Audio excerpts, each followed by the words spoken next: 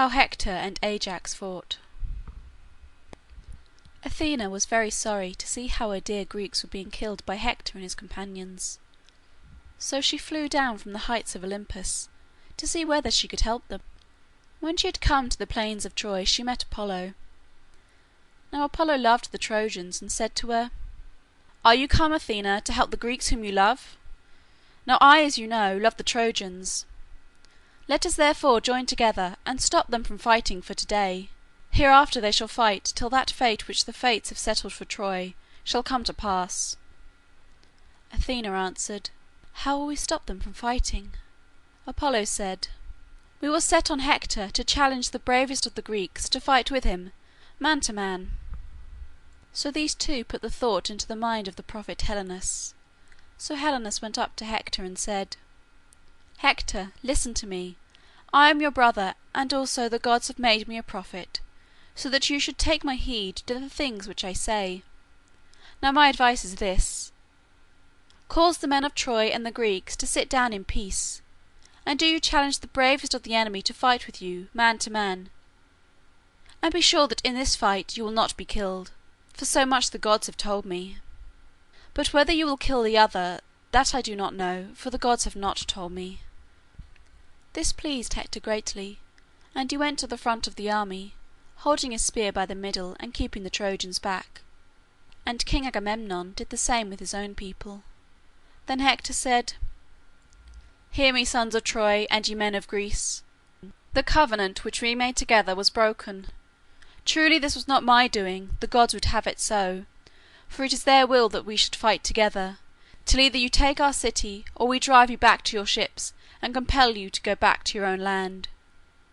And yet listen to what I shall now say, for it may be that the gods will repent, and suffer peace to be made between us. Do you Greeks choose out from those who are strongest and bravest among you someone who will fight with me, man to man, and let this be agreed between us. If this man shall conquer me, then he shall take my arms for himself, but he shall give my body back to my people that they may burn it with fire. And in a like manner if I shall conquer him, then I will take his arms for myself, but I will give his body to his people, that they may bury it and raise a great mound over it. And so, in days to come, men who shall see it as they sail by will say, 'This is the tomb of the bravest of the Greeks, whom Hector of Troy killed in battle, fighting him man to man.' So my name will be remembered forever." When the Greeks heard these words, they all stood still, saying nothing. They feared to meet the great Hector in battle, for he seemed to be stronger than he had ever been before, but they were ashamed to hold back. Then Menelaus jumped up in his place and cried, "Surely now ye are women, and not men. What a shame it is to Greece that no one can be found to fight with this Hector. I will fight him my own self, for the gods give the victory to one man or to another as they will." So spoke Menelaus, for he was very angry, and did not care whether he lived or died. And indeed it would have been his death to fight with Hector, who was by much the stronger of the two. But King Agamemnon would not suffer him to be so rash. "Nay, my brother," he said, "this is but folly. Seek not to fight with one who is much stronger than you. Even Achilles was not willing to meet him. Sit still, therefore, for the Greeks will find some champion to meet him." And Menelaus hearkened to his brother's words, and sat down. But when no one stood up to offer himself to fight with Hector, old Nestor rose in his place and said, "Now this is a sad day for Greece. How sorry old Peleus would be to hear of this thing. I remember how glad he was when I told him about the chiefs who were going to fight against Troy, who they were and whence they came. And now he would hear that they are all afraid when Hector challenged them to fight with him man to man. He would pray that he might die. Oh, that I were such as I was in the old days, when the men of Pylos fought with the men of Arcadia. The men of Arcadia had a great champion, who was the strongest and biggest of all the men that day, and who carried the most famous arms in Greece, and a club of iron such as no one else could wield. And when this man challenged the men of Pylos to fight with him, the others indeed were afraid, for the man was like a giant. But I stood up, though I was the youngest of them all. And Athena stood by me and gave me great glory, for I slew him, and took from him his arms and his great iron club. Oh, that I were now such as I was that day! Hector would soon find himself someone to fight with him." When old Nestor sat down, 9 chiefs stood up. First among them was King Agamemnon, and after him Diomed, and Ajax the greater, and Ajax the less, and Ulysses, and 4 others.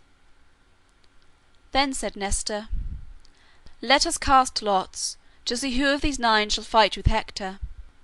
So the 9 chiefs threw their lots, each man a lot, into the helmet of King Agamemnon, and the people standing round prayed silently to the gods, "Grant that the lot of Ajax may leap first out of the helmet, or the lot of Diomed, or the lot of King Agamemnon." Then Nestor shook the helmet, and it came to pass that the lot which first leapt forth was the very one which they most desired.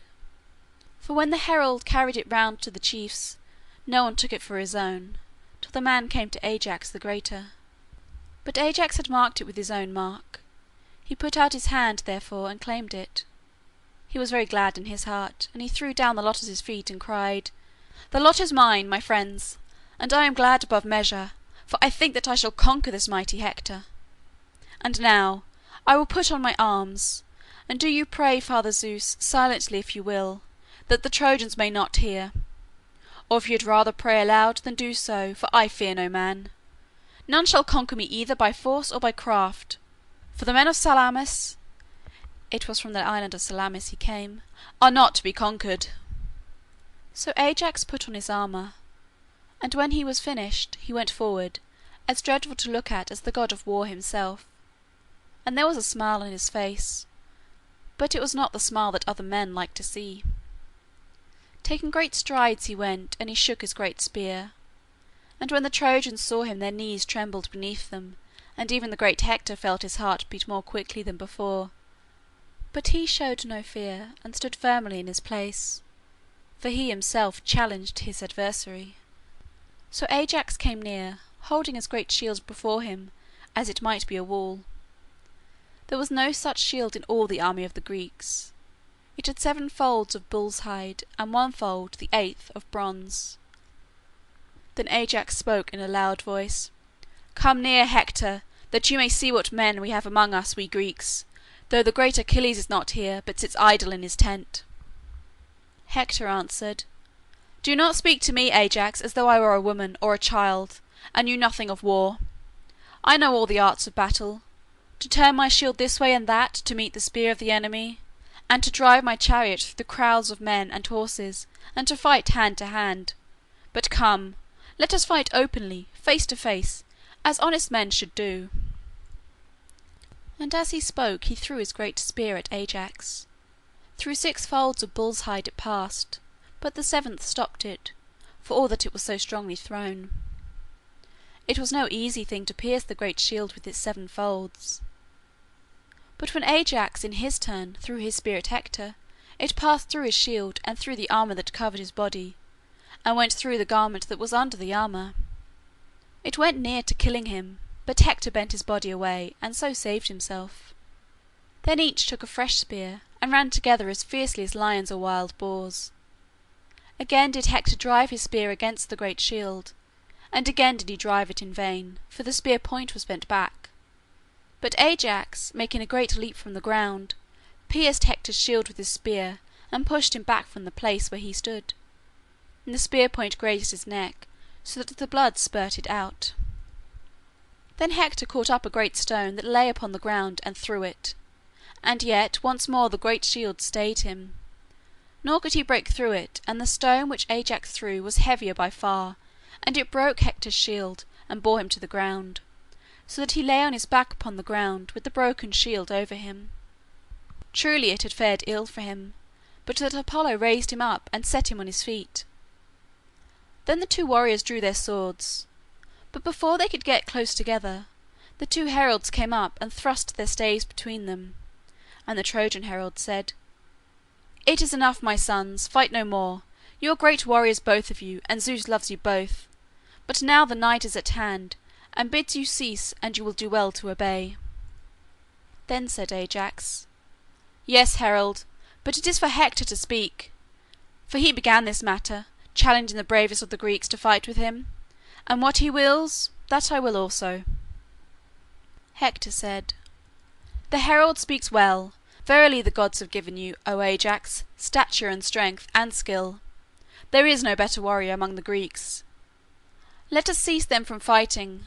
Haply we may meet again another day, and the gods may give victory to you or to me.